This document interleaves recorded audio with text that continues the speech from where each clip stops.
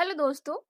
बहुत सारे लोगों को ये लगता है कि मुझे सरकारी नौकरी करनी ही नहीं है, मुझे गवर्नमेंट सेक्टर में जाना ही नहीं, तो पढ़ के करना ही क्या है, शिक्षा की आवश्यकता ही क्या है। तो ऐसा जरूरी नहीं है कि हमें गवर्नमेंट सेक्टर में जाना है, सरकारी नौकरी करनी है तभी हमें शिक्षा की आवश्यकता होती है। नहीं, यदि आप किसी भी फील्ड में जा रहे हो तो उसमें आपको शिक्षा की आवश्यकता पड़ेगी।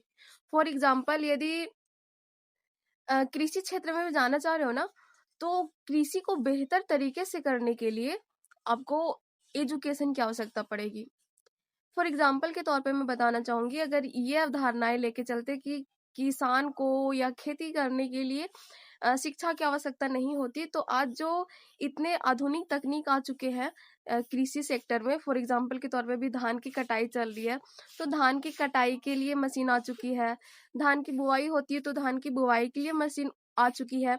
और साथ ही साथ पहले लोग खेत को जोतते कैसे थे?